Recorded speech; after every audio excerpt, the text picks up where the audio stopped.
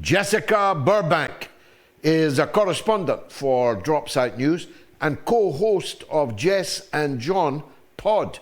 She is a rising star of the internet, and you're lucky you get to see her now here on the mother of all talk shows. Jessica, welcome to the show. The first time we've met, and I'm very glad to make your acquaintance. I've been dilating at some length for the last 20 minutes on the possibility, some would say probability, that all-out war is about to break out in the Persian Gulf. Not just between the US, the UK, and the coalition of the willing against the Islamic Republic of Iran, but of course, by extension, with the close allies, including treaty allies of Iran, Russia, and China. Did we dodge a bullet in the Ukraine, only to see it even more deadly in the Persian Gulf? What's your take on that? Thanks for having me on, Mr. Galloway. Yeah, I think in the United States, everyone is so distracted that the conversation about the United States bombing the Houthi rebels on Signal was leaked. We're distracted with the fanfare of that whole ordeal. But I do think tensions are rising. We've seen documents leaked, reported by Ken Klippenstein, that the United States is considering war with Iran. It's this big idea. And it would be a grave mistake, because this is a country that's been around and measures politics in centuries. The United States is such a new, baby, naive nation compared to what Iran is. It truly is a giant.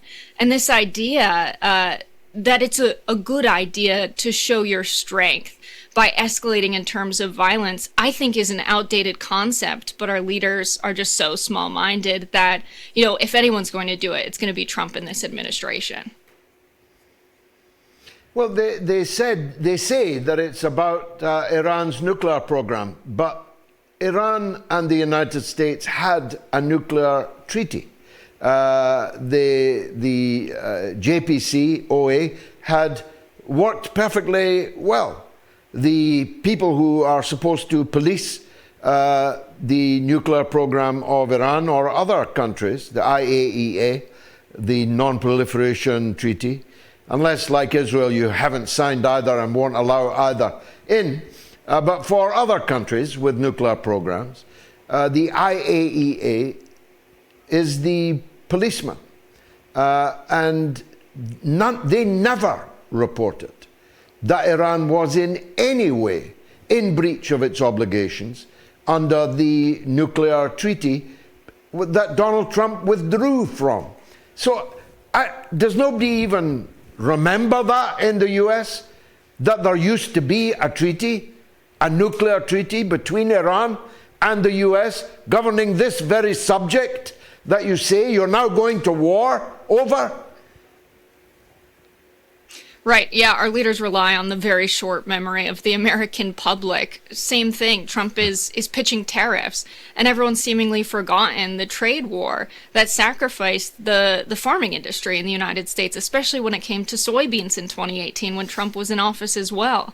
So this short memory that we have is what the United States has relied on for years and years of intervention.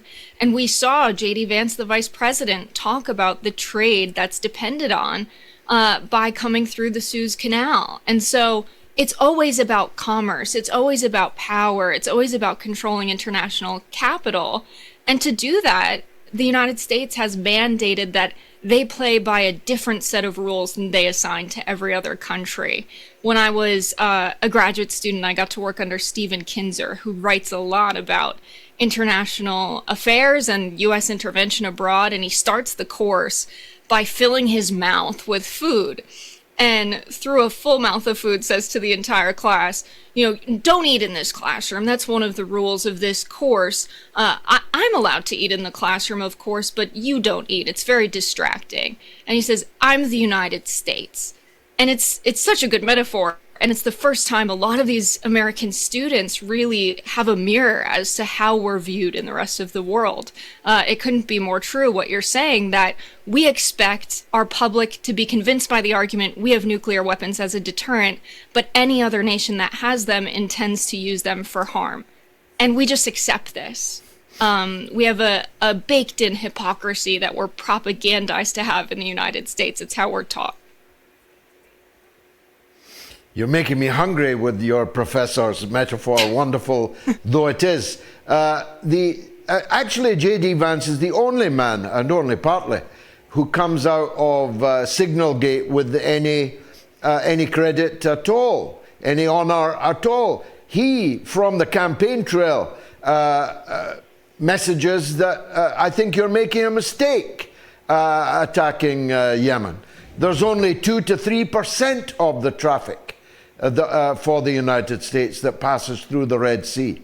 He didn't add, but he might well have, you're doing this for somebody else, not for the Americans. You're doing this for a different country, another country.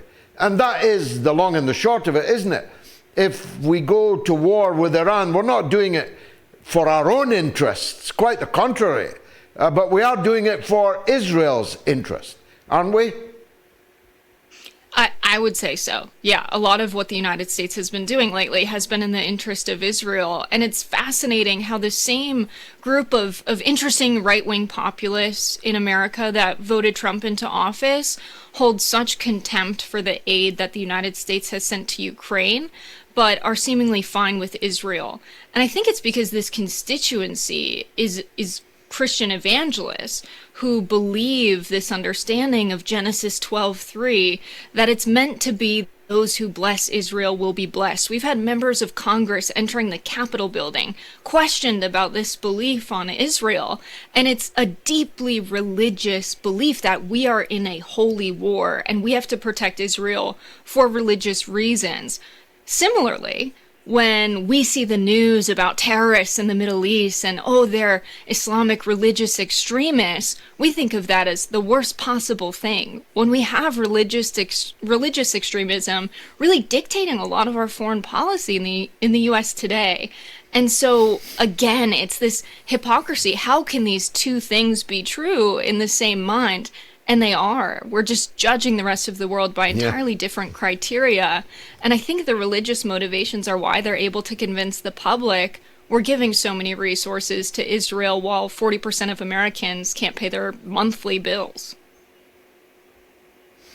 Yeah, they love the Old Testament. The New Testament, not quite as much. Let's talk about the tariffs that you referred to. You've been sounding off very eloquently about this matter. It's like almost, Trump seems to me almost like a child. I mean, I don't know if you have children, I have many.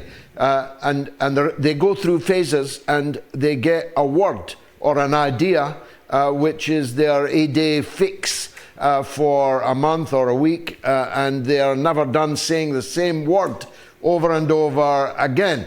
And for Trump, that's tariffs. What's the impact on American consumers and the American public generally of Trump's tariff regime as announced? Right. He's proposed all these ideas that we're going to end the income tax people pay if you're earning $150,000 or less. And instead, what's going to happen, if they even make good on that promise, is it's possible those earners will be paying more in the price increases passed on to consumers by corporations that they're paying to import goods. He's selling this as foreigners are going to pay the price. It's the foreign companies that are giving us a raw deal in international trade that are going to bear this cost burden, which is a complete misunderstanding of what the policy is or how it works. And it's fascinating that, his constituency is distracted by things like transgender rights in America, when they make up about 2 to 3% of the American population, when all of us have to suffer under price increases and inflation. And for some reason, people get so deep into those arguments that they're reading the science and research behind gender surgeries, but for some reason are not digging deep into the impacts of these economic policies, which are just as technical. But for some reason, we've been taught that economics is not a subject for regular people. But it is true that whoever is importing the good is going to pay that tariff, which is a tax to the government. And because they've promised steady returns to Wall Street, they're going to raise prices. They don't want to cut into their profit margins to take on the cost of the tariff. So instead, they're raising prices on all of us to cover that cost. So we are still paying a tax to the government. It's just in a different form. And he sort of sold it as, I'm saving the everyday American, and I'm really getting these foreign bad guys that are the reason we had inflation under Joe Biden. It's really a fairy tale. Now, Jessica, you have to forgive me for my cynicism on this next point. My reaction to Donald Trump openly threatening his slave, serf ally Denmark with dismemberment and the open theft by force if necessary, he said yesterday. We don't want to use force, but we're not taking force off the table.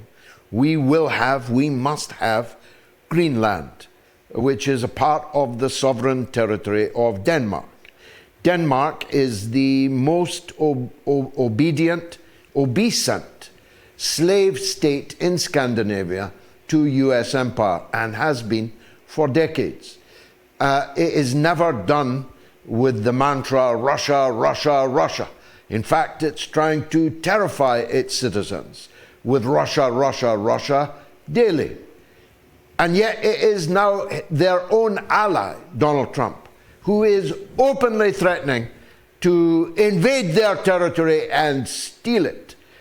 As Oscar Wilde said of the death scene of Little Nell, Charles Dickens' Little Nell, you'd have to have a heart of stone not to laugh. Well, I'm laughing at the possibility of Trump taking Greenland from Denmark. Is he really going to do it, though? I don't think so. I think they've been severely humbled this week. There was an article, it was the best headline I've ever read, where they talked about U.S. officials going door to door in Greenland, asking people if they would meet with Usha Vance and J.D. Vance, and they couldn't find anyone. Is there anything more embarrassing than we asked everyone in this country if they would like to hang out with you, and everyone said no? And we said, oh, but it's the first or second lady of the United States and the vice president. And they were still like, absolutely not. I think Donald Trump and his administration have underestimated how people in other countries feel about their own country's status as not being a part of the United States. He did the same thing with Canada. And I think this is a deep embarrassment. And whenever Donald Trump gets embarrassed, he tends to, shake it off. Oh, I never really wanted Greenland anyway. And I think that's what we're going to see. We're going to see that because he's been met with this embarrassment, he's going to change his mind. I don't think he'll use military force for Greenland. I think he would more likely use military force to take Panama. Yeah, although no need to take Panama now, because the Panamanian puppet government there has capitulated and given BlackRock the ownership of the warehouses on the canal that Chinese companies previously did. But Canada is a more interesting apple that's hanging from the tree and coveted by Donald Trump, isn't it? Because it has produced exactly what you said. It has produced a coming together of the Canadian people, liberals and conservatives alike, in visceral opposition. In fact, they've even remembered that there's supposed to be a British territory with King Charles is being appealed to come to their aid. God help them if it comes down to that. Is he going to back off on Canada too? I think he very likely will back off on Canada. And I don't think this is because he's strategic in any way and he's realized that he's galvanized the public of Canada. They're making decisions at the grocery store to turn any label that is a U.S. product away so that people know that that's something to boycott. Just the extensiveness of the organizing against America in these other countries is astonishing. I don't think he's going to say, oh, this isn't worth my time. It's not going to be successful if I try and annex Canada, which is an absurd idea. I think he's going to get bored of it and move on to something else because, like you said, it's a childlike mentality of this is the shiny new toy in the sandbox and I really want it right now. But the attention span is also that of a 5-year-old, and I think he'll move on to something else quite quickly because this isn't going his way.